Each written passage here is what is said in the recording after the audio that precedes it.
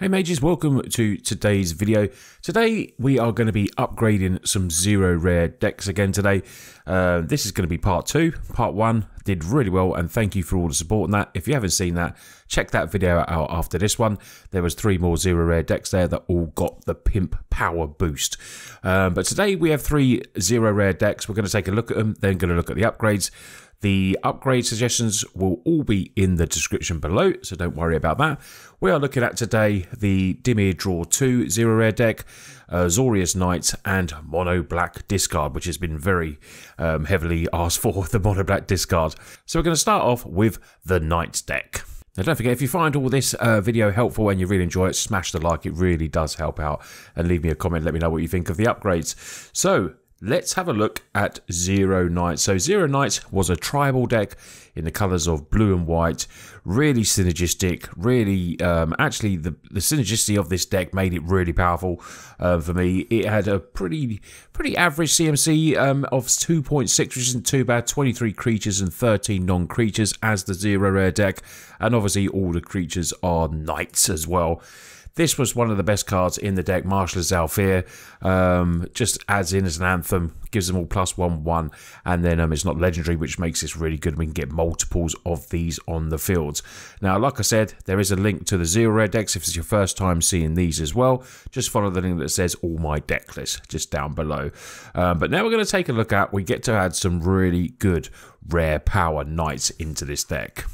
So a lot of these decks, you're upgrading the lands and everything like that. That is one of the most important things, to add consistency and obviously being able to play your spells a little bit easier sometimes than when you're playing with zero rares.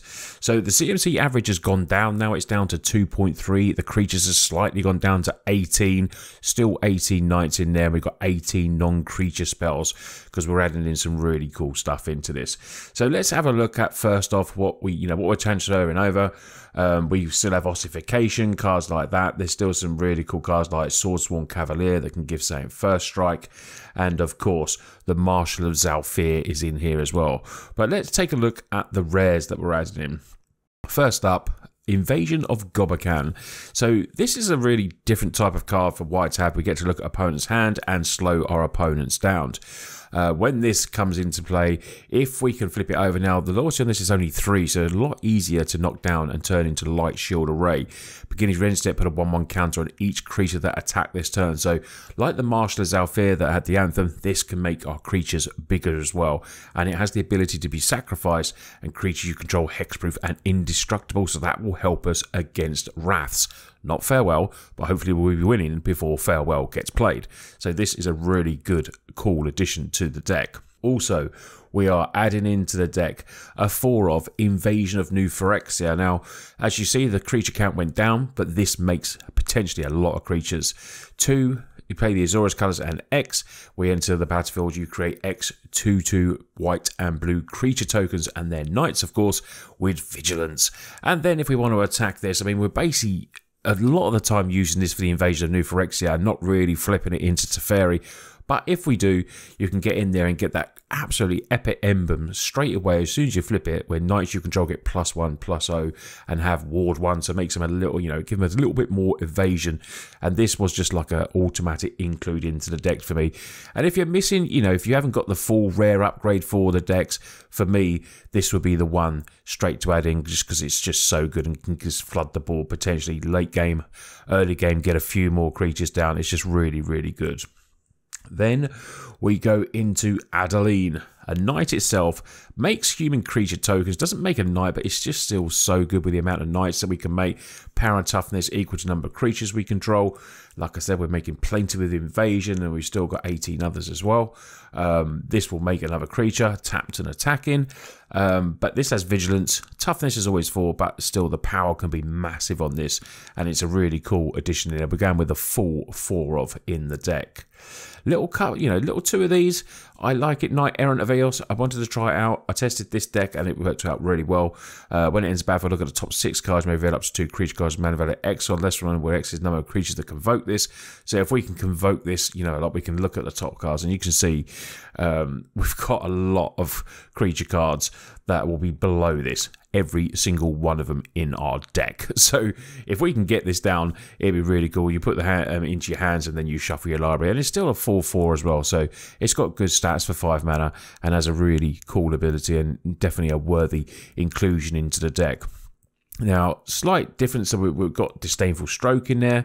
We're adding a bit of counter magic. We've got Negate as well. Like I said, still got the removal of Ossification. Elsewhere Smites in there, 3 damage target, attacking a blocking creature.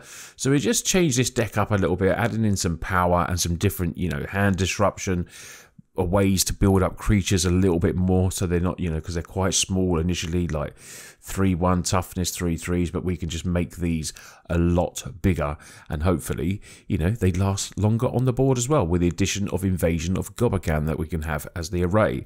Now, the other upgrades for the deck, like I said, are going to be the lands.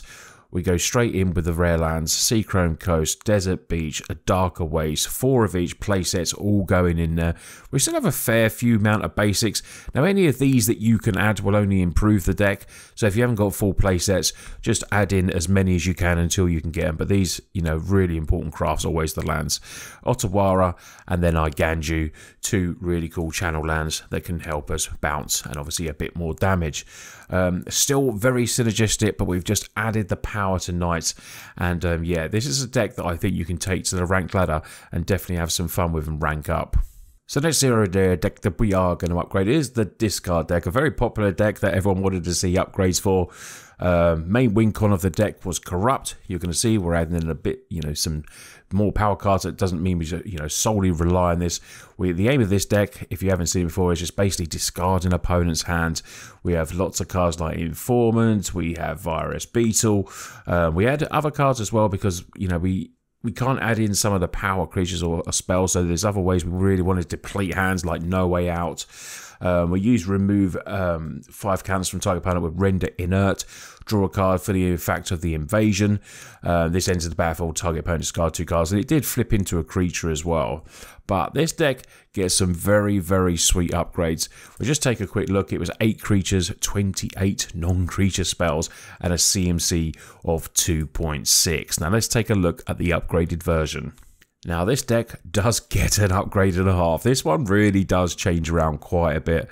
It has 15 creatures now, 21 non-creature spells, and a CMC of 2.5. Now, we still have really cool cards like the Informant, brilliant. The Beetle has to be in there as well. They're really good, sacrificial blockers, but they come in and they do their job. Now, these interact really well with a card like the Raven Man. Beginning of each end step, if a player discards a card that turn, we create a 1/1 flying token that can't block. So putting this into play turn 2 is really good, then following it up with all your discard. We have better turn 1 play now with Concealing Curtains, a great early blocker against the aggro decks, and then we can transform this and get opponent to discard a card as well. So more discard and power and blockage. This is just really, really good for the deck. Now, Corrupt is still there as a 2 of, not 4 of anymore, because we're adding in a couple of Invoke Despair. Like I said, adding the power. Got these in there as a 2 of, could be 4, but it's in there as a 2 of because I want to fit in a couple of Painful Quandary. Once opponent has all the spells, all the cards out of the hand, and they have to cast spells to get stuff on the board, this is really painful. Now, they either have to discard again when they cast a spell, or they're going to lose 5 life. Really painful when you mix this in with Invoke Despair as well. It just adds in, pain to the opponent because they just need to draw, can't play spells. It's just a nightmare for opponents.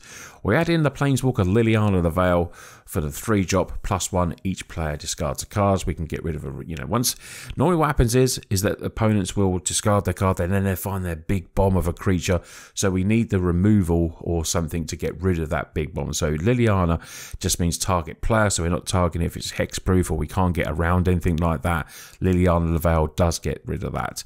But we have Go for the Throat as removal as well. 4 of these in there. Destroy target non-artifact creatures. So don't, if you have to get rid of something, we do have these as blockers and everything like that.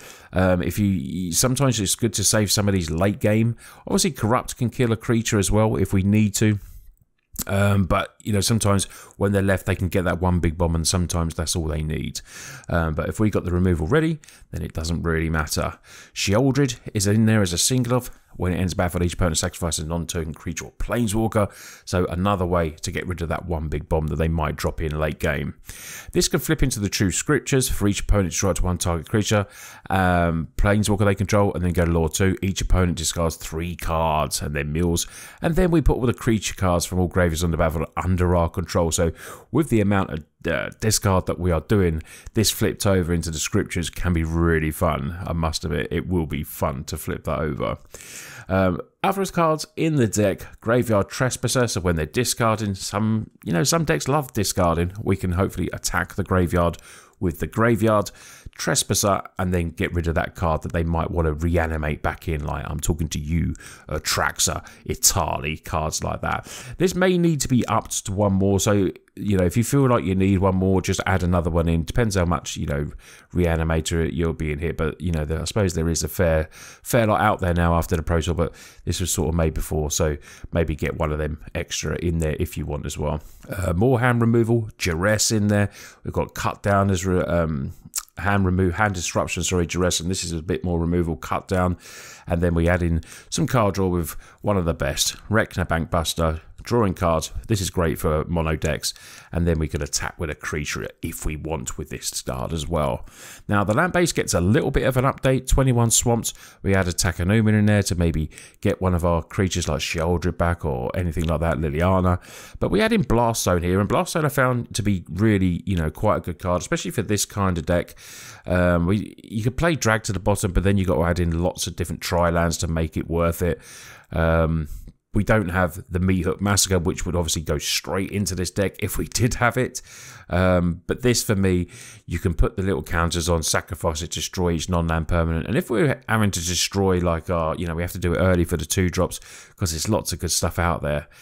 Think of even like the 1-drops, you're getting rid of, like, Venerated Rot Priests and cards like that. Or if there's 2-drops, get rid of the Hives. Or there's lots of good stuff out there. We don't mind losing our Virus Beetles and Informers, and if we have to use a Rekna, we have to lose a Rekna. But yeah, this is a nice bit of added removal. And all in all, the deck gets a real good power upgrade and functions really well. And, a lot of people have asked for this discard update, and give it a try. Let me know what you think. It's been fun for me to try as well. And yeah, definitely be getting some wins and getting some real early quits as well, because people, once they start losing cards, they don't want to play you. But yeah, monoback discard. This is the pump upgrade. So the last deck getting an upgrade is the Dimir Draw 2. So this was a deck based around drawing 2 cards and having benefits from it as well. So cards like Faerie Vandal, whenever you draw your second card, put a counter on. We have Thopter Mechanic, whenever you draw a second card, put a counter on. You can see the theme. Evangel, ends battle, draw a card, discard a card. As long as you draw 2 or more, it gets +1/0 and Menace. Interestingly, this was one that actually did get dropped as well. We had a bigger creature, Gurgler Anointer. All these creatures were based around drawing extra cards, and we dropped in a couple of Tolarian just to add a bit of budget power to the deck as well. Now this deck had 18 creatures, 19 non-creatures, and a 2.5 average, but let's see how I've upgraded it. So here we go, adding the power. Now this is obviously a double coloured deck, so the lands are going to get a severe upgrade, unlike the mono black one. Now we go into 16 creatures, 21 non-creatures, and a CMC of only 2.2, so very low, because we've got a lot of good 2-drops in there. Creatures have changed a bit, so with this type of deck now, you get some really good powerful rare creatures. Now, new to the deck, Faerie Mastermind, Flash Fly, and whenever an opponent draws their second card each turn, we draw a card. So we can force opponents into drawing cards, and we can draw our cards ourselves. Now, you might think that isn't great, but I tell you, it really is sometimes. We can trigger our creatures with it. We can, fill our hand at the end of their turn. Occasionally they might be able to use an instant sorcery spell, but we're getting to use that first, which is really cool. Now, we've still got Faerie Vandal in there, but Ledger Shredder is what makes it good as well. Whenever a player casts their second spell each turn, this connives, so it's going to help us draw. We can put counters on this, and this is just all in all. This is, we got cards now triggering when opponents draw as well, so they can play their second spells, and we can get, bigger creatures. We can just build all these creatures up. Now, we add in a couple of different creatures, so a bit of card draw with Gix. Whenever a creature deals combat to your opponents, you may 1, draw the card. So, like I said, triggering different creatures in the decks as well. And then we have Gixian Puppeteer. This is one of the cool ones in the deck. I love this addition I put in there. Whenever you draw your second card each turn, each opponent loses 2 life and you gain 2 life. So this is really cool if we can draw a card, like if we're triggering the Faerie Mastermind in opponent's turn. Whenever an opponent draws their second card each turn, we draw a card. So they've drawn it in their first turn. We get to do that again. We get to draw 2 cards, and then the Gixian will trigger in opponent's turn as well. So this is absolutely a brilliant card. When it dies, another target creature card, mana value 3 or less from your graveyard back to the battlefield. Well, it just so happens that we get everything else back. We get a Gix, we can get Faerie Mastermind, the Vandal, the Shredder can all come back as well from the graveyard to the battlefield. So this works really well with the deck. Now, with this deck, you need a lot of card draw. So we've got Consider in there as a 4 of. We've also got Tainted Indulgence, which is a draw 2, so good effect, where we need to draw the 2 cards. And then drawing 2 again, we can tap our creatures down with the Convoke of Meeting of Minds as well. So a full 4 of in there, and plenty of ways to draw cards. This is just a drawing card machine, this deck. It really, really is. Now, we have a bit of removal, putting in the 4, go for the throat again, and then we've got a couple of cut down, a little bit of protection. We can phase a creature out, put a 1/1 counter on, a couple of slip out back, because when these get big, you know, people want to remove them. This is one that you always want to try and protect as well. And so we have Negate as well as in a couple of, you know, not too much counter magic, you know, hardly, well, just 2 to be honest, so not much in it at all. But Negate is in there and does a good job for us. If you find you're getting lots of removal, then you maybe, you know, want to tinker a little bit. If you know, even cut down, sometimes it's good early. But if you don't find it, you might need more slip out the backs. You know, I'll leave that to you, but I like a little bit of extra removal in it, which is why I put cut down in the deck. Now, like I said, the land base gets a real upgrade. Double colours, so we go Underground River, Shipwreck Marsh, Dark Slick Shores, 9. You can see the pattern that I do here with an Otawara and a Takenuba coming back to get something back into our hand, or this can remove or return something of ours. Any number of these you've got in your deck, just in your collection, sorry, just chuck them in. They'd be really good, but obviously the full playset of each adds to the consistency of the deck. This is a really cool, I mean, for me, I love playing this deck because it's drawing cards. But each of these 3 decks hopefully can offer something different to you, and you can take the upgrades and look at what you have. And, you know, if there's any some cards you're missing and you want some suggestions of other cards as well, just, you know, because there's some cards that obviously wouldn't make the cut, let me know, and I'll see if I can suggest something to take place of what I've actually put into the deck. So that's been 3 more 0 rare decks. I'm going to brew some more 0 rare decks, so don't worry. But they will then feature in an upgrade video like this as well. Like I said, make sure you watch out the first part of this new series. I will link it in the description below. Just want to say thank you to my Patreons. Really do love all the support of everyone that likes the videos, comments, watches to the end now. And if you're going that bit extra further, join in the Patreon, and you get to see all these deck lists early. And yeah, we can chat about different upgrading decks of yours in the Patreons and stuff like that. So if that's something you're interested, check out down below.